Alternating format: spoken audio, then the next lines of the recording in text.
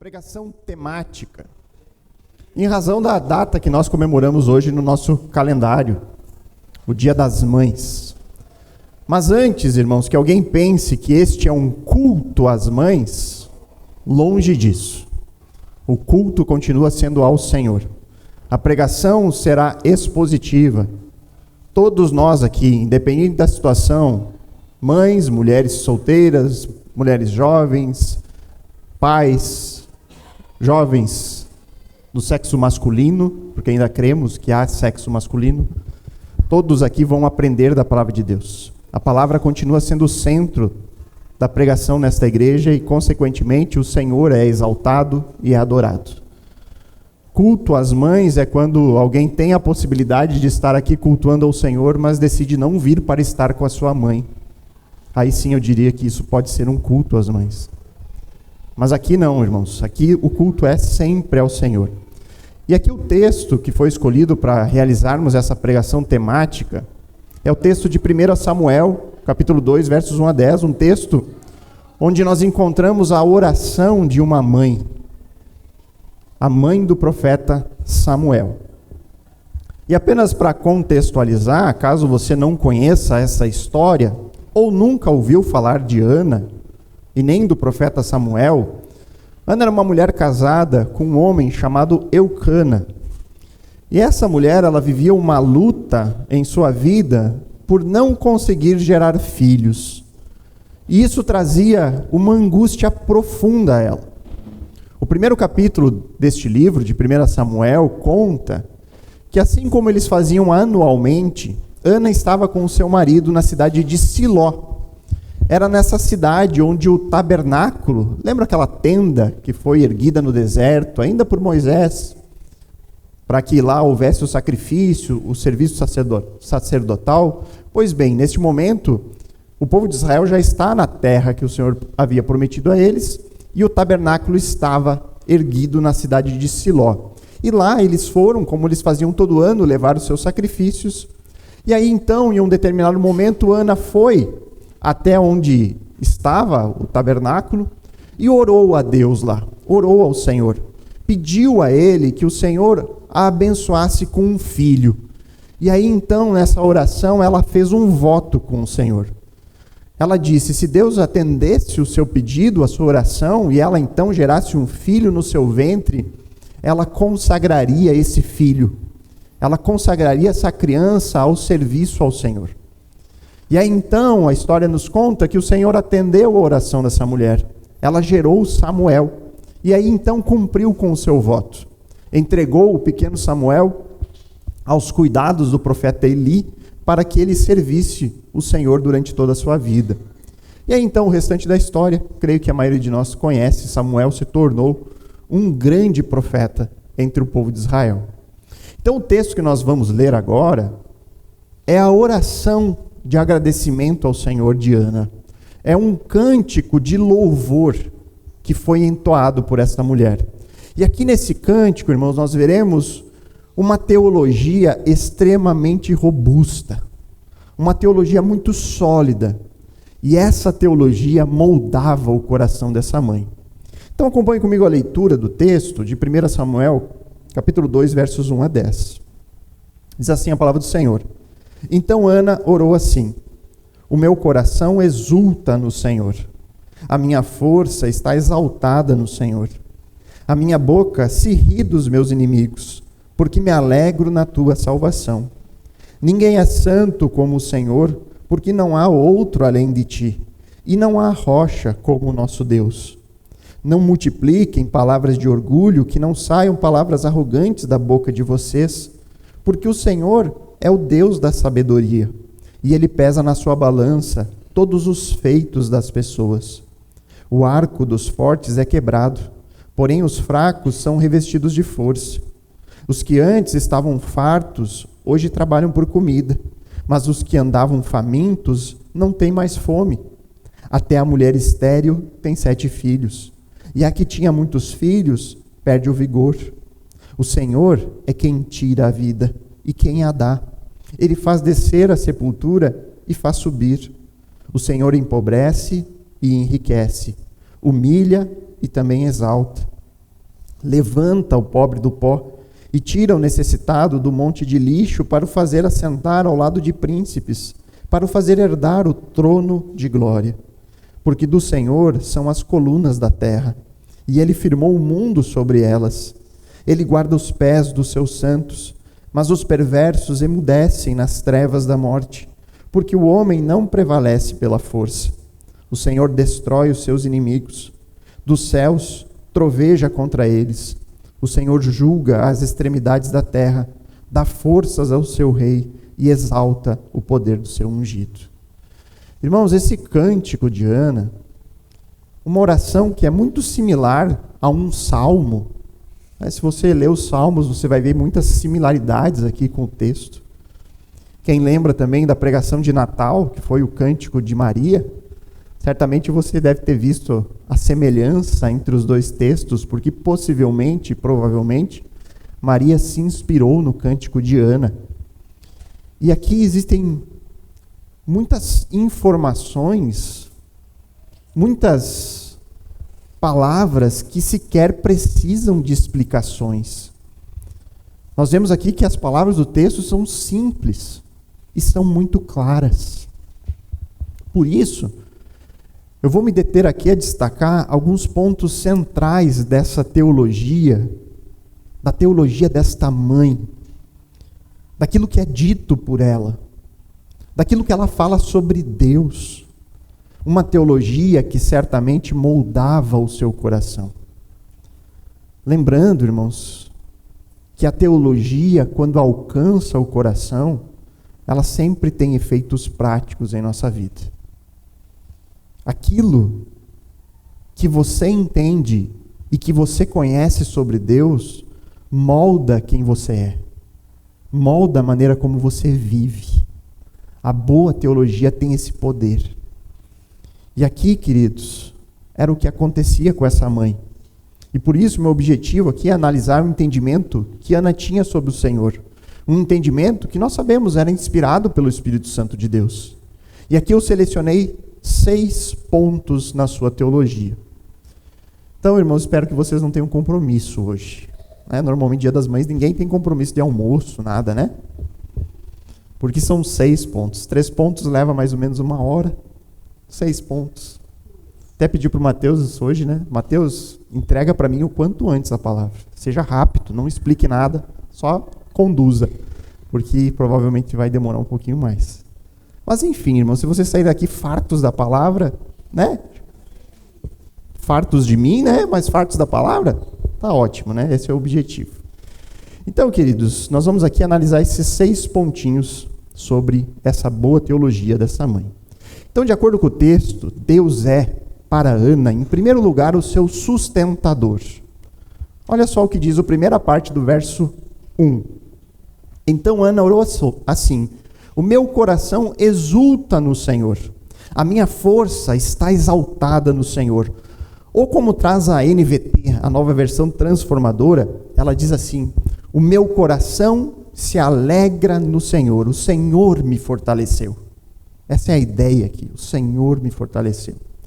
E aí, enquanto eu estudava esse texto, eu ficava me perguntando, nossa, mas como que Ana, ela conseguiu ter uma teologia tão completa, tão precisa sobre Deus, em um momento da história onde não havia revelação completa?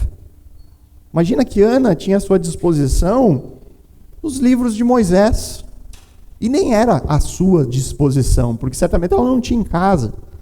Esses escritos estavam no tabernáculo, estavam com os sacerdotes, eles eram lidos, eram ensinados, obviamente, mas era difícil alguém ter o rolo para consultar diariamente, estudar a palavra.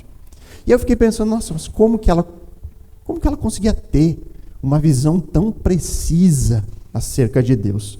E talvez a resposta mais simples que viria à mente de qualquer um é, pastor, isso é óbvio, Ana tinha essa teologia desenvolvida porque Deus revelou isso a ela. Houve a inspiração do Espírito Santo. Texto bíblico inspirado. Ana foi inspirado. E é claro que isso é uma verdade inquestionável. Ana teve revelação de Deus no sentido da inspiração do Espírito Santo. Mas muitas vezes a gente tende a pensar nisso como algo completamente sobrenatural. Deus vem e joga a palavra na mente da pessoa e ela sai falando isso. Algumas vezes até pode ter acontecido. Mas quando a gente olha a história de Ana, nós vemos que Deus usou meios muito mais ordinários, muito mais comuns do que os meios que nós esperamos maravilhosos e inexplicáveis. Deus usou um processo de circunstâncias na vida de Ana.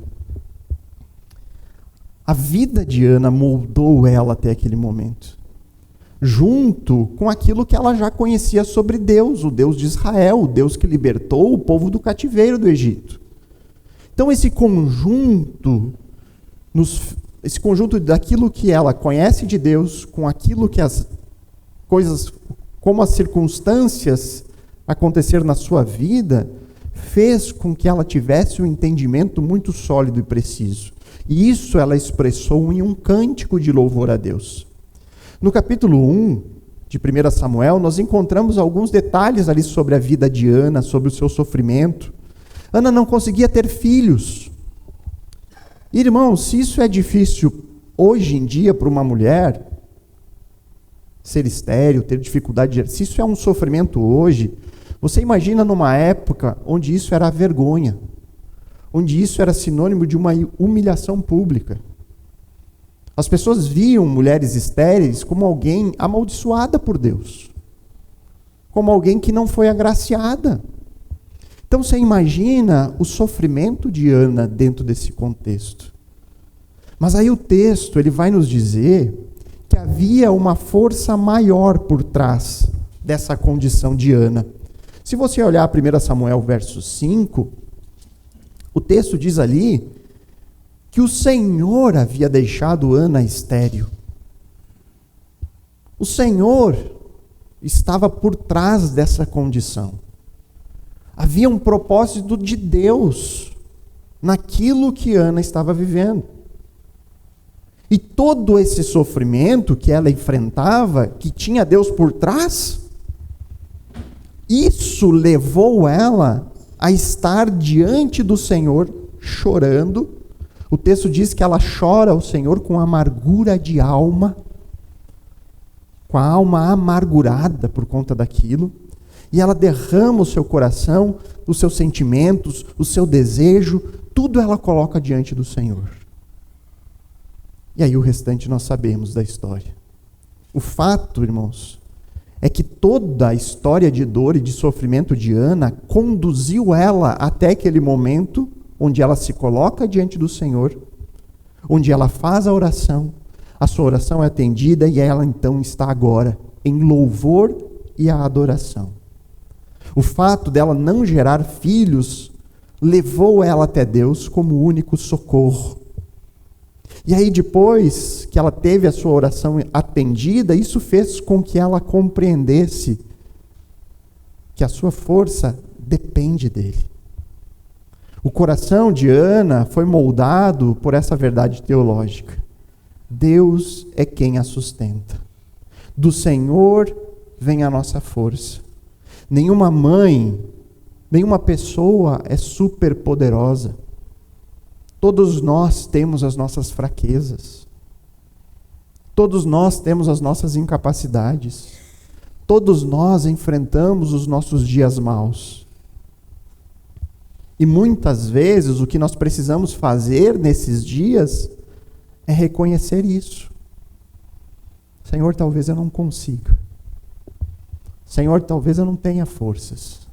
Senhor, realmente eu estou percebendo que não depende de mim. Muitas vezes o que nós precisamos é chorar diante daquele que é o único que pode nos sustentar, que pode nos dar forças nos momentos difíceis. Irmãos, existem períodos em nossa vida, e aí eu digo especialmente às vezes na própria maternidade, existem momentos que eu tenho certeza aqui que as mães vão se identificar e vão dizer, é verdade, pastor. Há momentos que dá vontade de largar tudo, jogar tudo para cima. Onde as dificuldades são tantas, onde parece que a gente não tem mais nem força para continuar. Mas aí pense como Ana, pense na história de Ana e veja que talvez nesses dias Deus esteja planejando mostrar a você a sua fragilidade. Deus está nesses dias mostrando para você que você não pode querer fazer tudo com as suas próprias forças. Talvez Deus esteja usando as circunstâncias difíceis na sua vida para te mostrar a sua fraqueza. Para dizer, minha filha, reconheça, você não é capaz. Você é frágil. Você precisa depender de mim. Deus molda quem nós somos por meio de circunstâncias difíceis, assim como fez com Ana. Então, queridos, e aqui serve para todos, não só para as mães, assim como Ana, tenha no Senhor o seu sustentador. Tenha no Senhor a sua força. Não creia nas forças dos seus próprios braços, mas dependa unicamente daquele que pode lhe sustentar todo o tempo. Mas além de sustentador, Deus é para Ana o seu salvador. A segunda parte do verso 1, ela diz assim: a minha boca se ri dos meus inimigos, porque me alegro na tua salvação. E aqui, se você conhece um pouco melhor a história, talvez você poderia pensar que as palavras de Ana aqui são direcionadas a uma outra mulher chamada Penina, a sua adversária. Era uma mulher que provocava Ana, que debochava por Ana não ter filhos, que humilhava Ana. Mas o contexto do texto, irmãos, mostra que é algo mais genérico, não é uma palavra direcionada. A ideia central aqui é que Ana, ela não mais se importava no que os outros pensavam. Ela não está mais preocupada com o que os outros estavam dizendo dela. Agora ela dá risada dos seus perseguidores. Pouco importa para Ana a palavra dos ímpios. Por quê? Por que ela não se importa mais? Porque a sua alegria estava firmada na salvação que vem do Senhor. E é importante entender aqui, irmãos, que nesse momento da história, Ana não tinha acesso à revelação completa de Deus para desenvolver uma teologia completa de salvação. A soteriologia de Ana, a doutrina da salvação de Ana, é limitada diante daquilo que Deus já havia revelado para o seu povo. Então, salvação aqui para Ana tem muito mais o sentido de ajuda, de libertação. Existe aqui uma referência clara e direta ao Deus que libertou o seu povo do cativeiro no Egito. O Senhor, aquele que vem socorrer o seu povo. Que não importa o quanto os inimigos tentem, o Senhor é sempre socorro daqueles que o amam. Ele é o ajudador do seu povo. Então o coração de Ana aqui está segura nisso. Toda a sua alegria estava centrada no cuidado do Senhor. Mesmo diante de dificuldade e sofrimento, a alegria ainda é possível se você crê e se você confia no Senhor. E, irmãos, se isso era possível para Ana naquele tempo, sem ter o entendimento completo daquilo que Deus fará, quanto mais isso tem que ser uma verdade para nós. Porque nós desfrutamos do privilégio de ter toda a revelação. Nós sabemos que o Senhor nos salva não só de momentos difíceis, mas Ele nos salva de uma condenação eterna. Ele nos salva do nosso pecado. Nós temos sempre que lembrar daquilo que dura para sempre.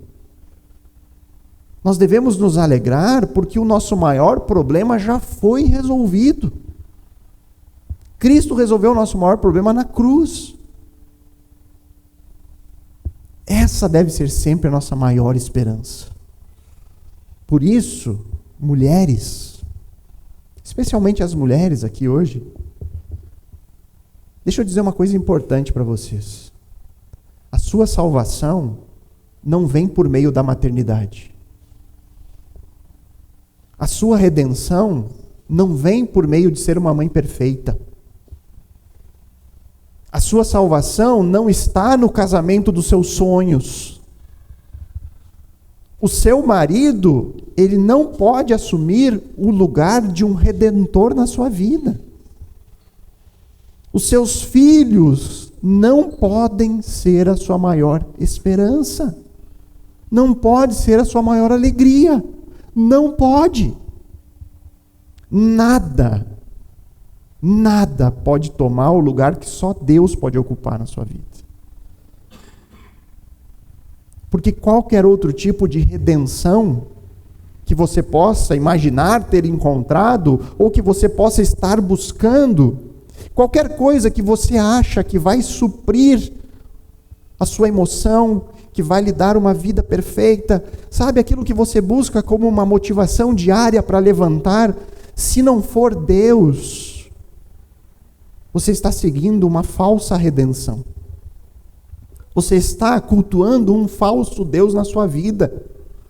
Porque qualquer coisa temporária, como filhos, casamento, família, emprego, aqui você pode aplicar qualquer coisa que você acha que é o seu grande objetivo de vida, todas essas coisas em algum momento vão lhe decepcionar, vão lhe frustrar. Todas essas coisas não têm a capacidade de dar a você uma paz que dura para sempre. São coisas finitas, passageiras, temporárias. Nada disso pode ocupar o lugar que só Deus deve ocupar na sua vida e no seu coração. Então, assim como Ana, tem apenas o Senhor como seu Salvador, como seu Redentor. Mas além de Salvador, Deus é também para Ana santo. O verso 2, ela diz ali: ninguém é santo como o Senhor, porque não há outro além de ti, e não há rocha como o nosso Deus. Agora a teologia de Ana começa a ficar ainda mais robusta. Ela diz que ninguém é santo como o Senhor. E eu creio que isso não é nenhuma novidade para nós. Nós cantamos aqui, constantemente, só tu és santo, santo, santo. Nós cantamos, falamos da santidade de Deus, louvamos um Deus que é santo. Mas o que significa ser santo? Nós precisamos entender aquilo que nós afirmamos, aquilo que nós cantamos. Falamos muito de Deus, mas às vezes a nossa concepção sobre Ele, a construção mental que nós fazemos sobre Deus, pode ser feita longe da verdade da palavra. E qual é o perigo de eu construir uma imagem de Deus que não vem da palavra? O perigo é que se eu imagino um Deus diferente, eu estou em quê? Idolatria. Eu estou adorando um Deus falso que não existe, que foi construído aqui dentro, mas que não corresponde com a revelação de Deus.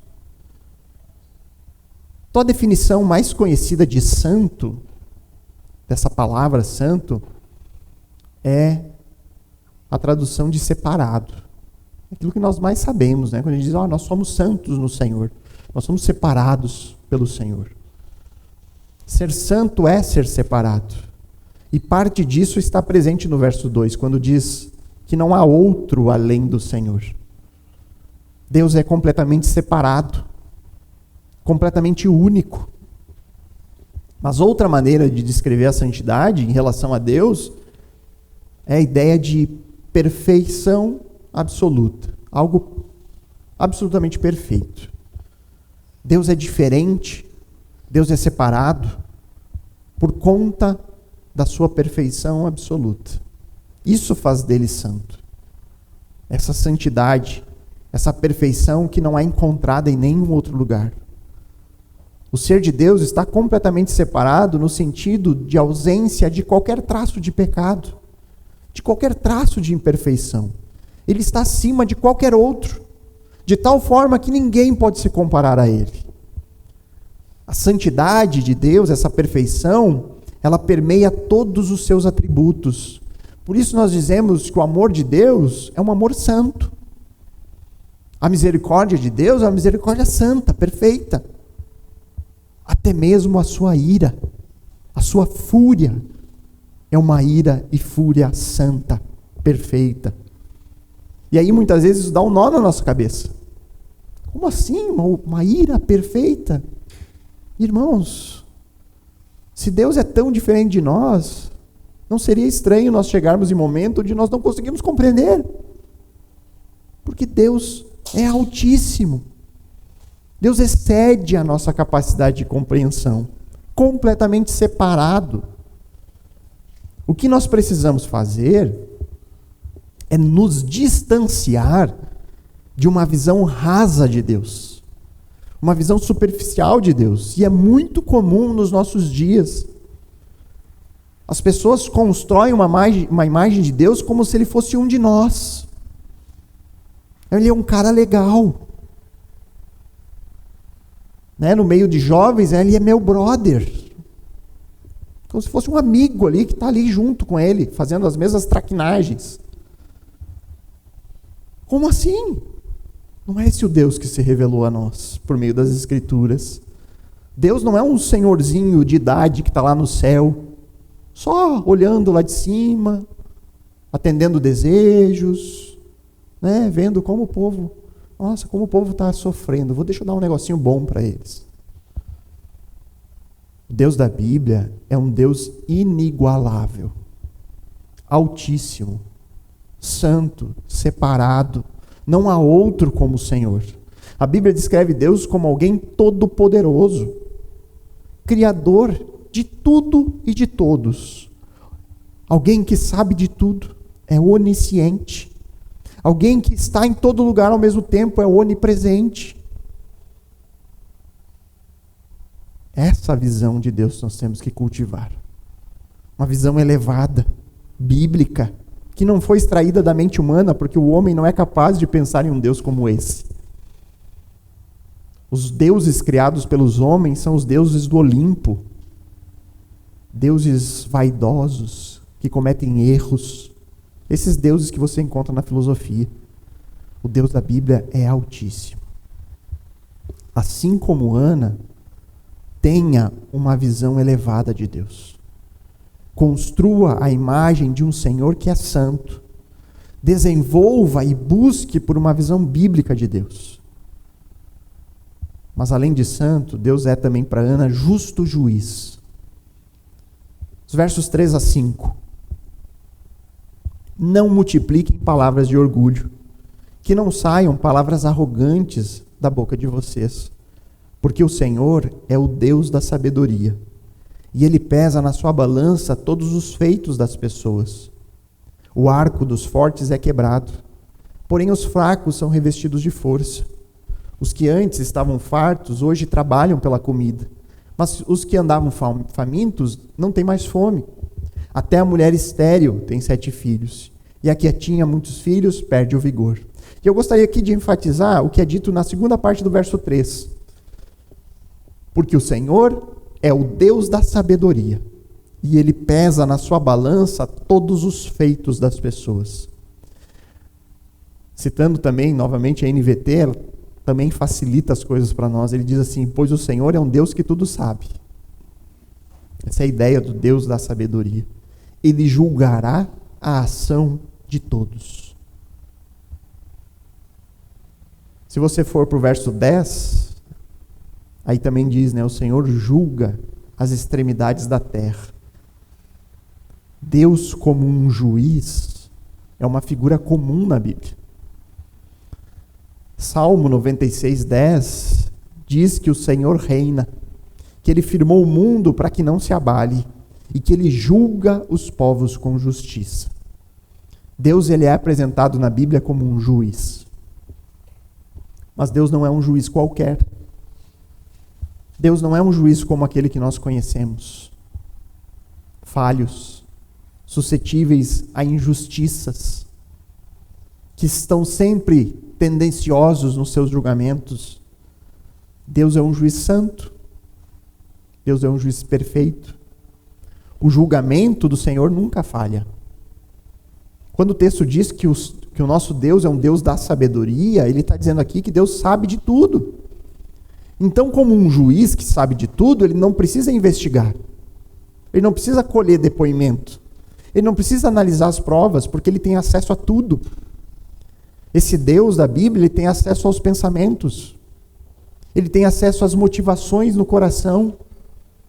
E é por isso que ele é um juiz perfeito e que nunca falha.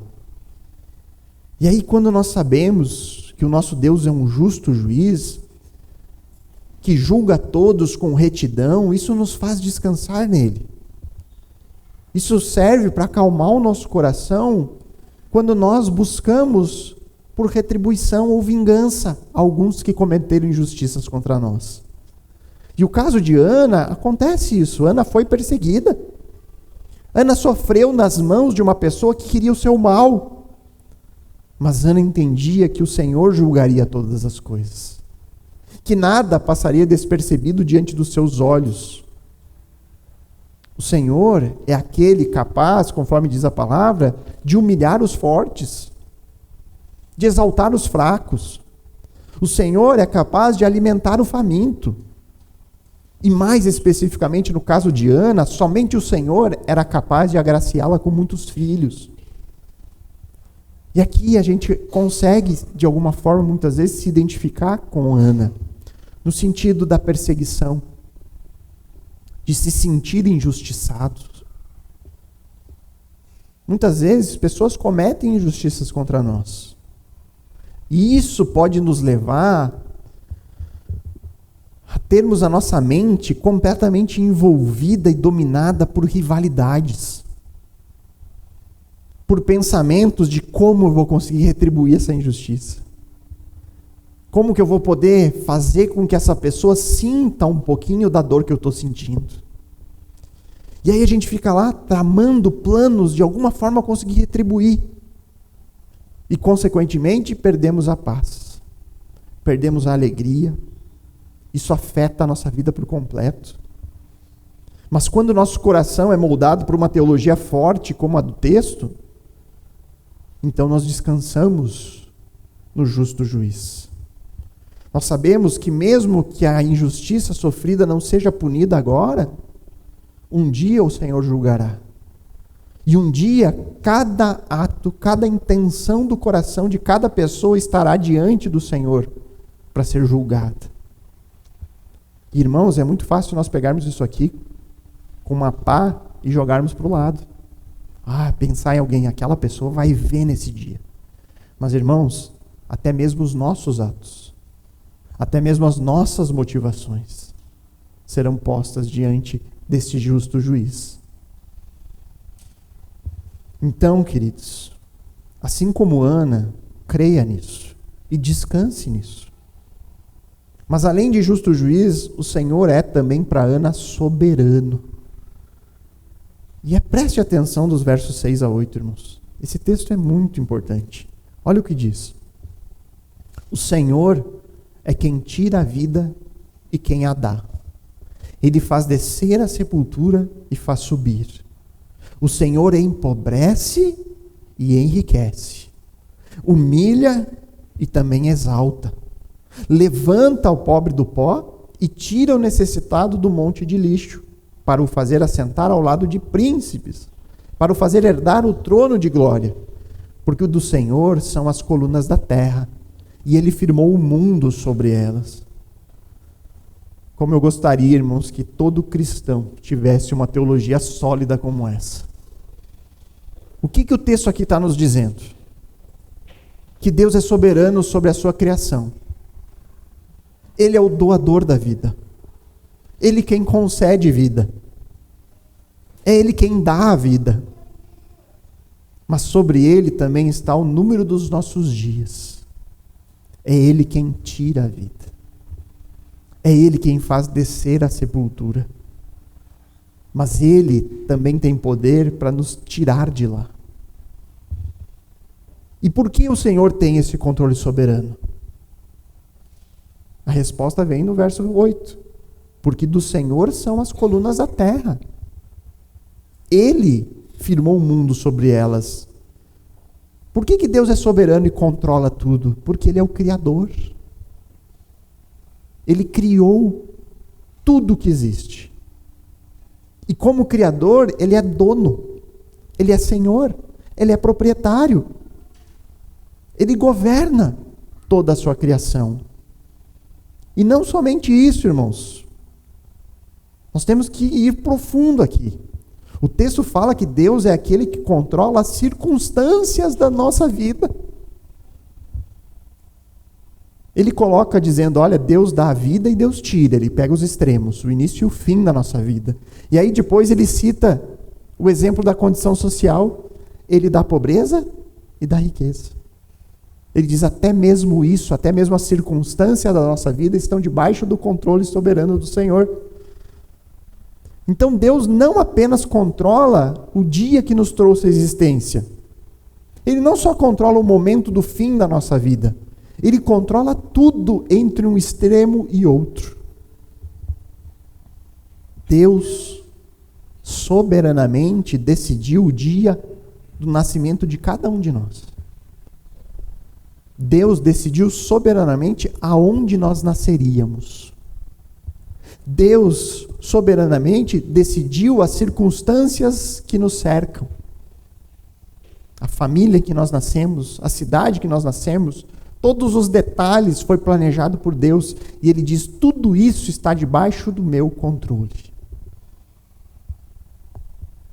E ter esse entendimento, irmãos, teológico de Deus, é extremamente importante. Por quê? Porque é muito fácil, irmãos, nós dizermos aqui como crentes que o Senhor é soberano. É muito fácil para nós cantarmos músicas que digam que o nosso Deus é soberano, exaltarmos esse atributo de Deus. Mas também é muito fácil, na prática, nós acreditarmos muito mais no acaso. Pensarmos em sorte ou azar. Mas que azar aquilo que está acontecendo conosco aqui hoje. Mas olha só essa circunstância. Nós precisamos crer em um Deus que controla tudo em nossa vida. Que tem o controle de tudo e de todos. E aí, nesses momentos, nós vamos ter algumas perguntas difíceis a responder. Quem está no controle dos tristes eventos que estão ocorrendo no nosso estado? É o inimigo nos atacando. Isso é obra de Satanás e seus demônios. Não, o problema é a destruição do meio ambiente, é crise climática. Irmãos, segundo a Bíblia, Deus está no controle de tudo isso. Deus soberanamente está controlando tudo. Tudo o que está acontecendo está debaixo do controle soberano de Deus. O Senhor decretou que isso acontecesse. Às vezes a gente negocia palavras, né? O Senhor permitiu. A gente quer tirar o Deus da responsabilidade. O Senhor permitiu. O Senhor decretou. Olha o que diz Daniel 2, 20 a 22. Não precisa abrir, só para reforçar isso. Ele diz assim: bendito seja o nome de Deus, de eternidade a eternidade, porque dele é a sabedoria e o poder. É ele quem muda o tempo e as estações. Remove reis e estabelece reis. Ele dá sabedoria ao sábio e entendimento aos inteligentes. Ele revela o profundo e o escondido. Conhece o que está em trevas e com ele mora a luz. Ele diz, olha, o Senhor está no controle de tudo. Das mudanças climáticas. O Senhor está no controle dos governantes. É Ele quem elege, é Ele quem retira. Tudo está debaixo do controle de Deus. E aí vem as perguntas difíceis. Mas por que Deus fez isso acontecer conosco? Irmãos, possivelmente muitos crentes perderam tudo nessas enchentes. Muitas mães perderam filhos nessa enchente. E eu sei o quanto é duro você ouvir que Deus é soberano sobre isso. Que Deus decretou algo assim. E aí a pergunta que vem é, mas por que Deus fez isso acontecer conosco? E a resposta que eu tenho é, eu não sei dizer. Eu não sei responder. O que eu sei é que Deus está no controle. O que eu sei é que a vontade de Deus para o seu povo é sempre boa, perfeita e agradável. Mas pastor, irmãos em Cristo perderam tudo. Irmãos, eu recebi várias mensagens de pastores daquela região contando as tragédias que estão enfrentando. Muitos irmãos perderam tudo. Como que isso pode ser uma vontade boa, perfeita e agradável de Deus para eles? E eu vou concordar, sim, é verdade. Como que isso é possível? Eu não sei. Eu não consigo explicar qual a lógica de Deus nisso. Mas esse perder tudo, irmãos, de alguma forma, é algo bom na vida deles. Mesmo que a gente não consiga enxergar agora. Mesmo que a gente seja incapaz de entender isso neste momento. Mas de alguma forma, que eu não sei explicar agora, toda essa calamidade vai gerar frutos agradáveis a Deus em algum momento. Talvez esses frutos agradáveis venham no experimentar da compaixão dos irmãos, no acolhimento, no amor das pessoas umas pelas outras. Talvez Deus esteja derrubando ídolos na vida dos crentes. Quantos de nós, irmãos, que somos cristãos e que daqui a pouco nós estamos erguendo um próprio reino no mundo, construindo coisas, e aí nós vemos a nossa alegria nessas coisas que nós construímos. Se nós somos filhos, Deus vem e derruba tudo. Ele destrói o falso Deus na sua vida, para fazer com que ele reine de novo. Eu não sei, irmãos, não estou dizendo aqui que seja o caso deles. Eu não sei, pode ser. Talvez, irmãos, Deus esteja com isso alcançando pessoas por meio de um sofrimento que vai levá-las ao arrependimento. Pastores têm me dito que as igrejas que não foram atingidas estão cheias de pessoas lá dormindo dentro da igreja. Que é uma oportunidade melhor para evangelizar? Quantas pessoas Deus não vai alcançar por meio da calamidade? Eu não sei dizer, mas o Senhor o sabe. O que eu preciso fazer é confiar naquilo que eu sei do Senhor. E o que eu sei? Que Ele controla tudo. E que a vontade dEle para os seus filhos é sempre boa, perfeita e agradável. Eu não tenho todas as respostas. E eu nem preciso ter. Você não precisa ter todas as respostas. O que nós precisamos fazer é crer no que a Bíblia diz. E a Bíblia diz que Deus é soberano. E ela faz isso do início ao fim. Cada página da Bíblia você vê um Deus soberano. Ana compreendia. Pelo texto, Ana não tem nenhuma dificuldade com essa doutrina. Pelo contrário, essa doutrina moldava o seu coração. Então creia na soberania de Deus. Porque crer na soberania de Deus é crer na Bíblia. E aí então, quando circunstâncias ruins acontecerem na sua vida, quando o sofrimento bater à sua porta, quando a dor vier lhe alcançar, quando você enfrentar as angústias da vida, dessa vida comum do lar, que é cheio de angústias, lembre-se disso. Tudo que ocorre na sua vida possui um propósito santo dentro dessa esfera da soberania de Deus. Nada é por acaso. Tudo é sobre Deus. Assim como Ana, creia em um Deus que é soberano sobre tudo e todos.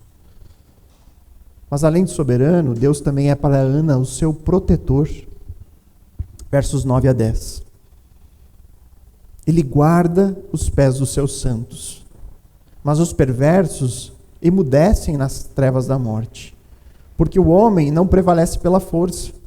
O Senhor destrói os seus inimigos. Dos céus troveja contra eles.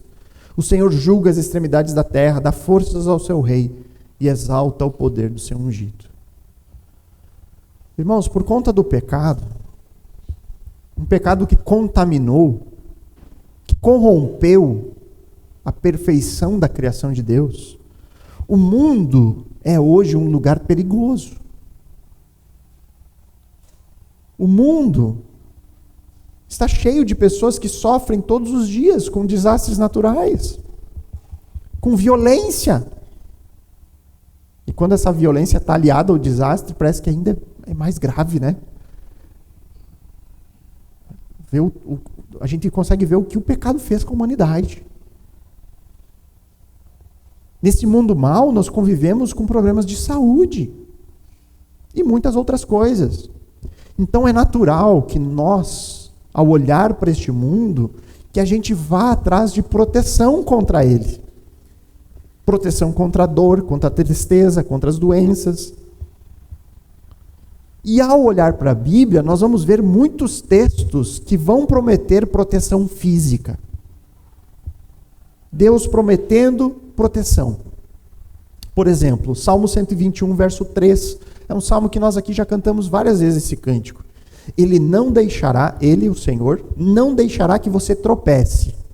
Aquele que o protege não cochilará. Ele diz assim, olha, o Senhor não deixará que você sofra danos, porque aquele que protege você, ele não dorme. Ele está sempre cuidando. E aí, irmãos, quando nós nos deparamos com esse texto, à primeira vista, parece que Deus prometeu proteger os seus filhos de todos os danos físicos, materiais e um mundo caído. Mas se esse fosse o caso, irmãos, por que tantos cristãos sofrem neste mundo com perseguição, com doenças, com acidentes, com violência, inclusive com martírio? Cristãos morrem pela sua fé todos os dias no mundo. Mas Deus não protege? O texto não diz que o Senhor não dorme? Como assim? É por isso, irmãos, que a gente só pode entender a Bíblia se nós tivermos uma boa teologia. Se nós pincelarmos textos aqui e ali e tentarmos conhecer Deus dessa forma, nós vamos criar uma imagem de Deus que não é verdadeira. Nós temos que interpretar esses textos e essas promessas do Antigo Testamento, que tem vários textos no Antigo que prometem isso, dentro do contexto da aliança mosaica. Quando os filhos de Israel receberam a lei, eles receberam promessas. Dentro dessas promessas, que o Senhor fez uma aliança, ele disse, olha, se vocês forem obedientes a mim, eu os abençoarei de várias maneiras.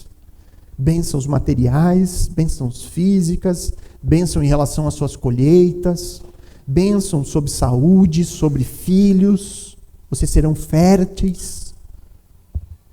Isso você pode ler lá em Deuteronômio 28, um conjunto de promessas em relação à obediência. Boa parte da antiga aliança se tratava de bênçãos para aqui e agora. Proteção física, uma terra, um reino, tudo isso estava incluído ali. Agora eu não posso pegar esses textos e aplicar para mim hoje aqui.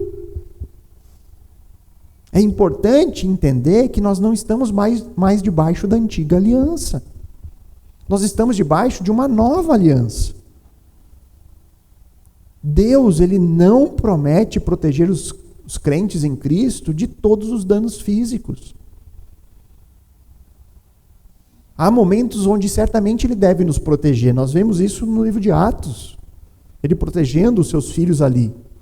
Mas hoje, irmãos, as promessas de Deus a nós, crentes, elas se referem muito mais a uma proteção espiritual.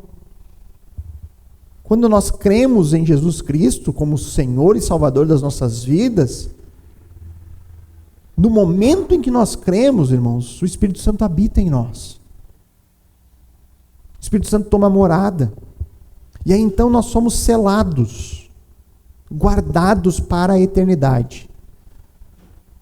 Quando nós cremos, nós somos trazidos para debaixo de uma proteção espiritual de Deus.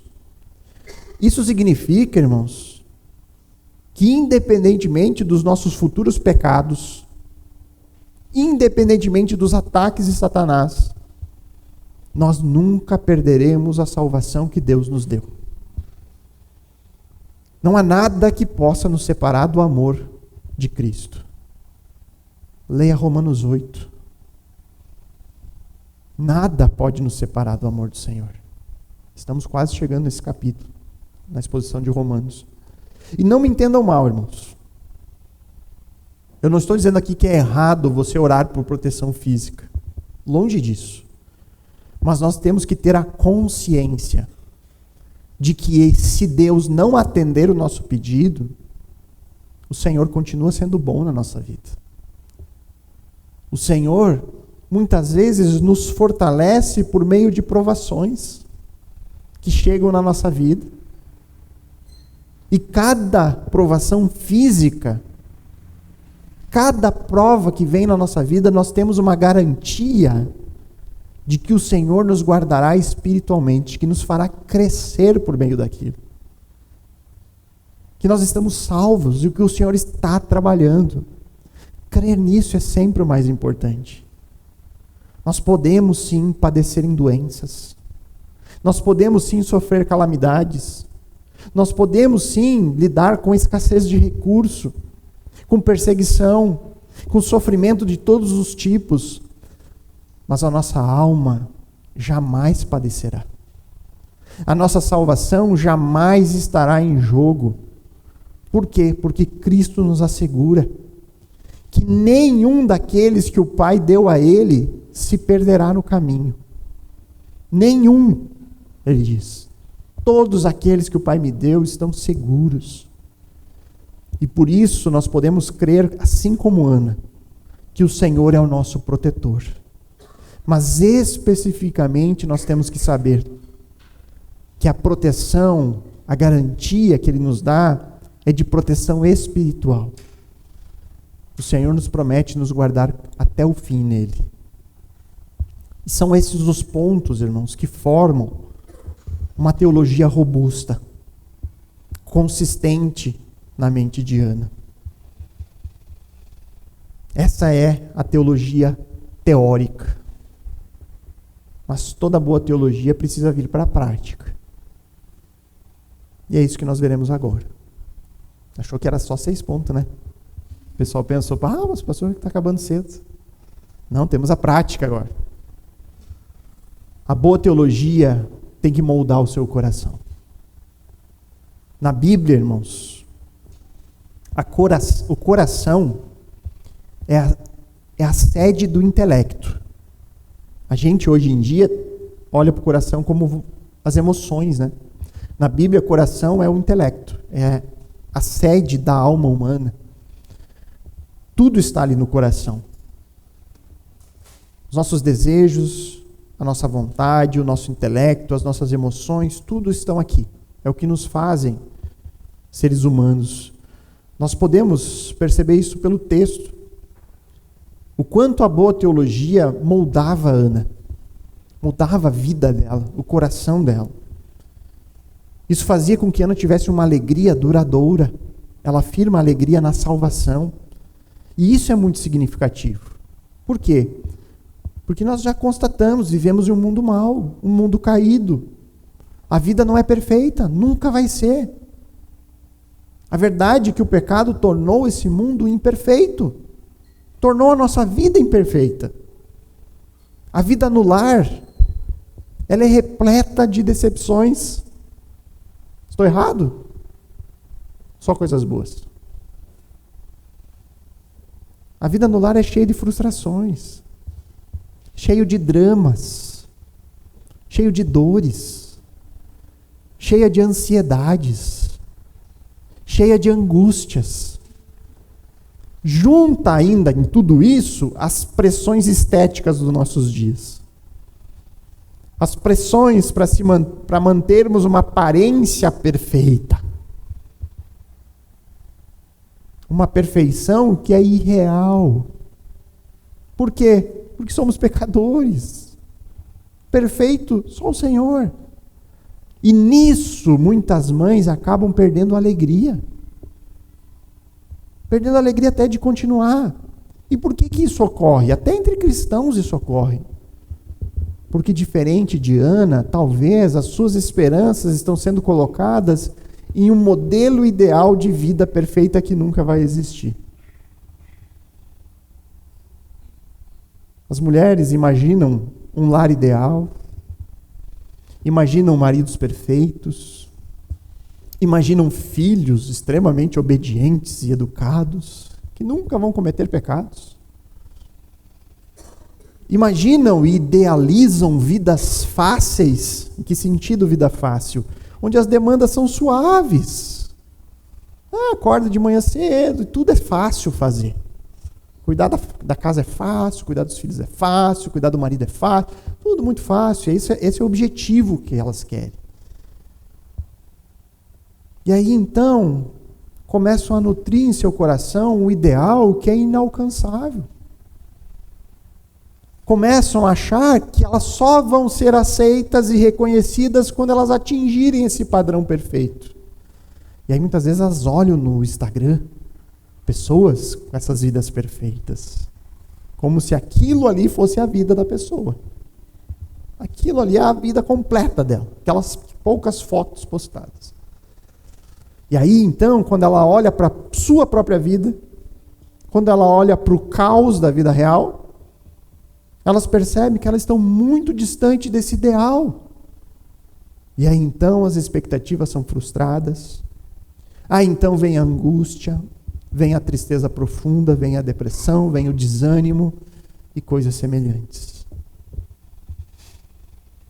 Mães, mulheres, moças mais jovens, é especialmente para vocês aqui, tá? Mas serve para qualquer um, basta aplicar a nossa realidade individual. Me permitam dizer uma coisa bem séria para vocês, para todas. A sua redenção não está numa vida perfeita neste mundo.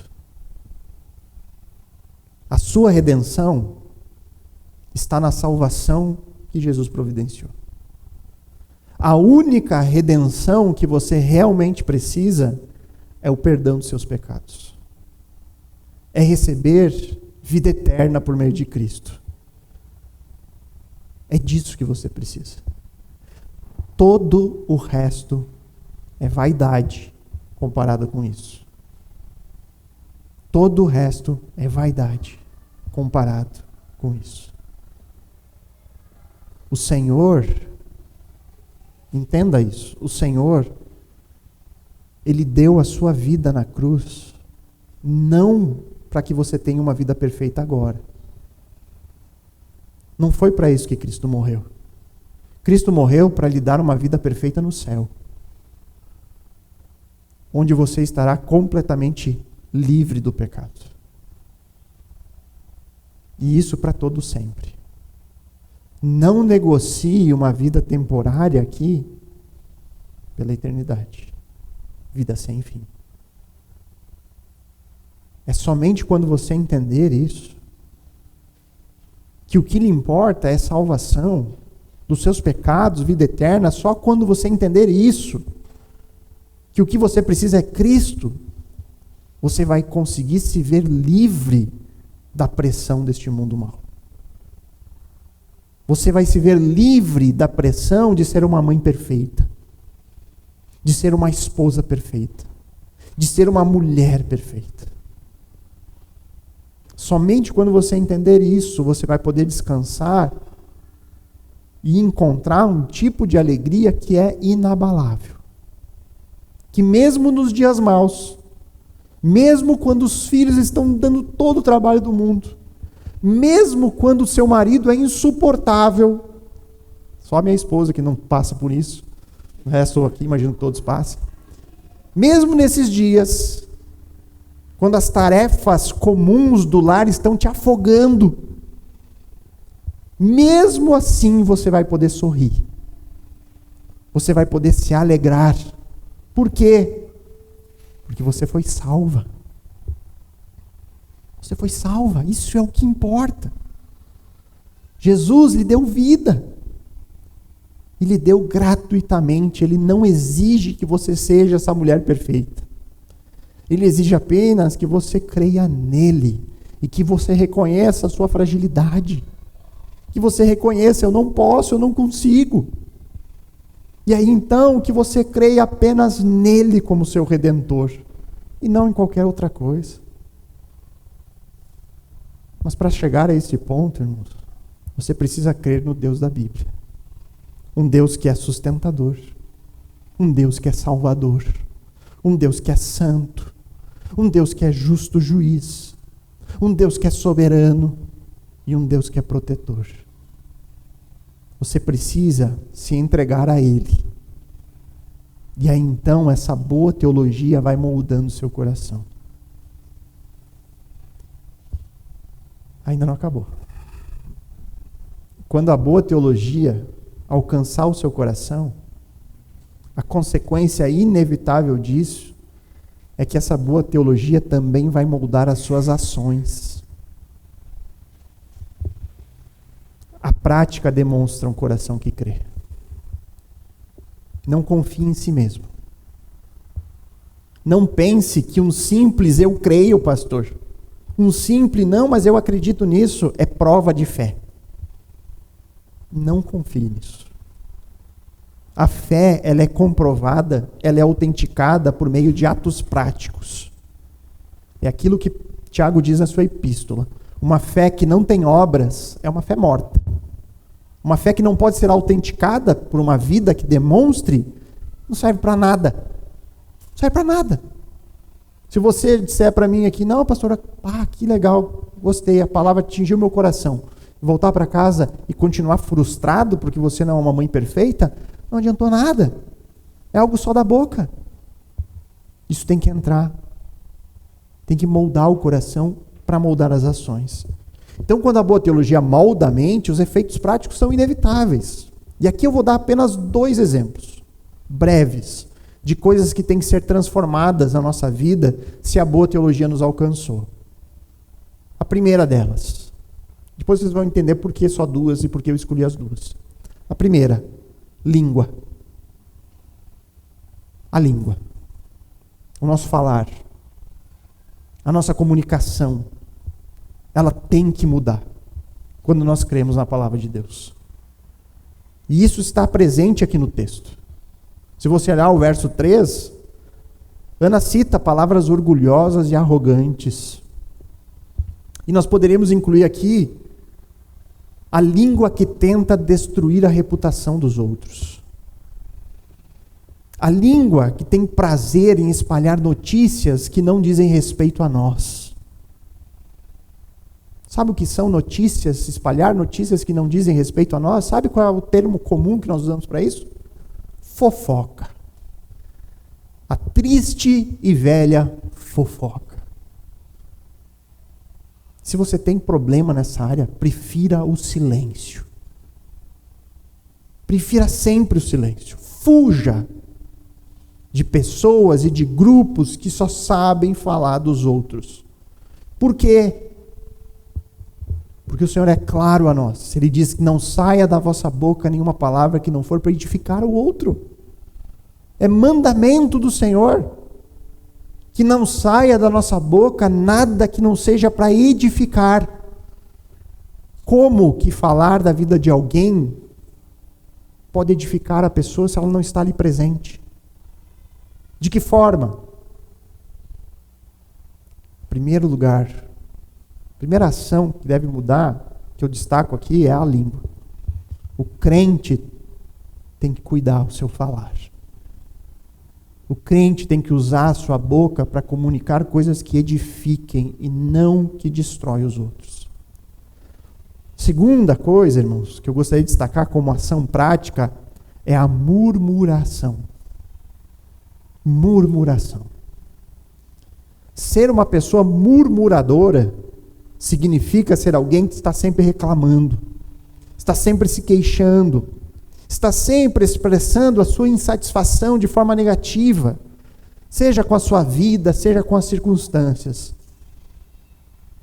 Fazer isso significa a falta do entendimento de fé na boa teologia que nós aprendemos aqui hoje. Significa que a pessoa não entendeu ainda, que ela não crê nesse Deus das Escrituras. Porque reclamar da vida é reclamar de Deus. Do Deus que é soberano. Do Deus que controla tudo. Reclamar de Deus, reclamar da vida é reclamar do Senhor e é não crer na sua justiça, é não crer na sua soberania sobre tudo que nos cerca. Lembre-se, o Senhor, Ele usa o sofrimento para moldar o nosso caráter. No caso de Ana, a boa teologia do capítulo 2 não veio sem sofrimento. Não veio. Veio depois de muito choro, de muito lamento. Foi ali que Deus se revelou a ela, na sua fraqueza, na sua angústia, na sua dor diária. Assim como aconteceu com Jó, assim como aconteceu com o apóstolo Paulo. A Bíblia ensina uma verdade que às vezes é dura para nós, que o poder de Deus é aperfeiçoado na nossa força, na nossa fraqueza. O poder de Deus se aperfeiçoa na nossa fraqueza. Quando nós entendemos isso, aí nós podemos nos alegrar. Aí nós paramos de murmurar dos problemas. Por quê? Porque nós cremos que o Senhor está operando o poder dele em nós, mediante esses problemas. E por que eu escolhi apenas 2 ações práticas para destacar? Por causa do tempo, óbvio, né? Senão ia ficar aqui quanto tempo, né? O pessoal ia começar a sair de fininho, né? Limitação de tempo, óbvio, né? Aqui daria para fazer uma exposição só sobre isso. Né? Fazer uma só sobre ações práticas que mudam na vida do crente. Fazer uma série. Dá para ir até o final do ano falando sobre isso. Mas ao escolher só 2, ao ter que me limitar em 2, me parece que essas 2 áreas, irmãos, a área da língua, do falar, e a área da murmuração, do descontentamento, são áreas sensíveis às mulheres. Ai, mas que pastor machista. Sim, né? Agora que eu não venho mais aqui nessa igreja. Agora ele superou. Irmãos, a própria Escritura traz conselhos específicos e textos específicos que abordam essa questão direcionada às mulheres. Então, assim, não fui eu que falei. É o Senhor que está dizendo. Vocês devem lembrar algumas, né? Talvez nem todos. Dia das Mães do ano passado, eu fiz uma pregação em Tito. E lá em Tito tem um conselho específico para as mulheres. É um lugar, um capítulo onde Paulo ele apresenta conselho a todo tipo de pessoa. Ele discrimina, né, a homens, a jovens e tal, ele vai trazendo conselhos específicos. E aí no capítulo Tito 2:3, ele traz um texto de um conselho direcionado às mulheres. E ele pede que as mulheres não sejam caluniadoras. Parece que é um mal, às vezes, da mulher. A fofoca, a calúnia, o ter prazer em falar dos outros. Então o Senhor vem com um conselho direcionado a isso. E lá em Provérbios 21:19, nós temos um texto sobre esposas murmuradoras. Esposas que só reclamam. O texto diz assim, em Provérbios 21:19, é melhor viver sozinho no deserto. Olha só. Não sou eu que estou dizendo, é o Senhor. É melhor viver sozinho no deserto que morar com uma esposa briguenta que só sabe reclamar. Sabe? Mas tá chovendo. Eu não consigo secar a roupa. Tá sol, é porque não sei o quê. Todo dia tem uma reclamação para fazer. Chega uma hora que o marido tá lá, tipo, cadê o deserto, Senhor? Me manda para lá. Me arrebata, me tira daqui. Não tem mais condição. Irmãos, nós precisamos deixar que essa boa teologia nos molde. Que molde o nosso coração, essas verdades fundamentais sobre um Deus altíssimo e que isso reverta em ações concretas. E aí eu termino, irmãos. Está terminando bem até, né? Nem me estendi, mas achei que ia mais. Perguntando a todos aqui, que tipo de teologia tem moldado o seu coração e as suas ações? Será que o seu entendimento sobre Deus é tão robusto e sólido quanto o entendimento de Ana no texto que nós analisamos? Você tem visto o Senhor moldando as suas ações diariamente? Mais uma vez, irmãos, nós não vamos ser perfeitos de uma hora para outra. Mas nós precisamos ter o entendimento de que nós precisamos do Senhor como nossa força. Que nós precisamos buscar nele orientação para tudo na nossa vida. E se eu entendi coisas que são claras, quanto eu preciso parar de fazer fofoca, eu preciso parar de murmurar, faça isso, porque do contrário é uma fé que ainda não entrou aqui dentro, que ainda não consumiu o seu ser. Eu sei que às vezes a gente carrega vícios que são difíceis de abandonar, mas eu preciso lutar contra isso. Se não há nenhum tipo de luta ou constrangimento, analise a sua fé. Analise a sua vida. Analise aquilo que você crê sobre Deus. Será que você não está criando a imagem de um Deus que não é o Deus bíblico, que nunca vai julgar as nossas ações? Que Ele está lá só para nos atender e nos dar as coisas boas? Não, o Senhor às vezes nos dá calamidade. O Senhor nos dá dias maus às vezes, como provas. Mas nós podemos nos alegrar em saber que Ele está nos aperfeiçoando por meio disso. Ele está moldando o nosso caráter por meio dessa circunstância. Fuja das pressões deste mundo mal, pressões estéticas de uma imagem de mulher superpoderosa. Reconheça a sua fraqueza. Reconheça que você precisa do Senhor na sua vida. Se preciso, chore com amargura de alma diante do Senhor, para que Ele possa ser então a sua força, que Ele possa ser louvado e adorado como Senhor na sua vida, para que você possa ter certeza de que o Senhor está operando e está fazendo grandes coisas.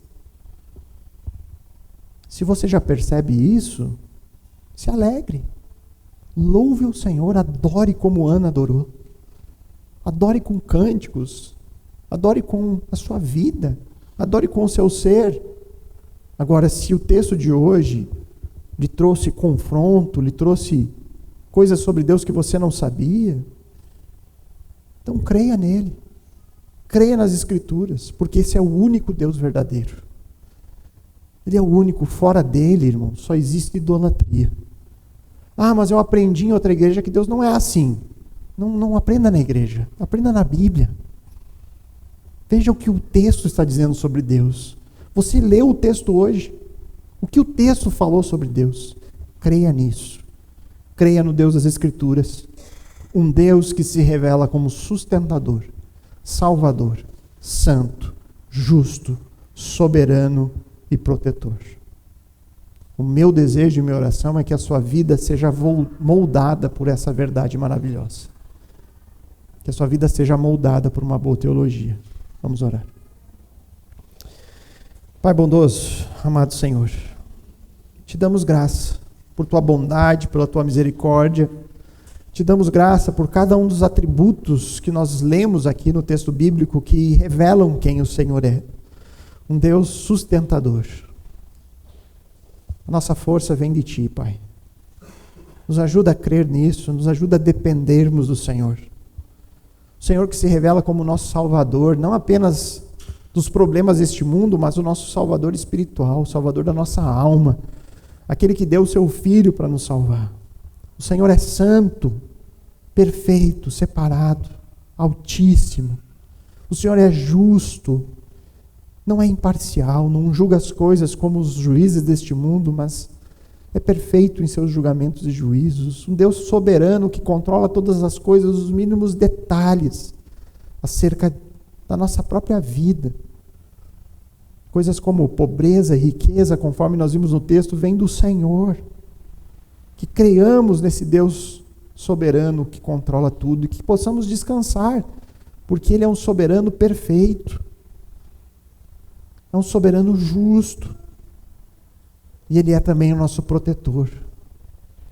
O Senhor prometeu a nós nos guardar até o fim. Se nós crermos em Ti como o único e suficiente Salvador, nós estamos seguros em uma salvação que é eterna, seguros na certeza de que um dia habitaremos no Seu reino de justiça. Obrigado, Pai, por verdades tão maravilhosas. Eu peço, Pai, que essas verdades inundem o coração de cada um de nós aqui. Que molde a nossa mente, a nossa vida. Que essas verdades impactem o nosso coração de maneira tão profunda que jamais nós nos encontraremos praticando atos detestáveis a Ti sem nenhum tipo de constrangimento. Que o Senhor nos leve ao arrependimento e a uma mudança verdadeira, de tal forma que possamos viver vidas que Te honrem e que Te glorifiquem neste mundo. Nos ajuda, Pai, com que essa verdade molde e conduza ao nosso ser. É o nosso desejo de oração em nome de Cristo. Amém.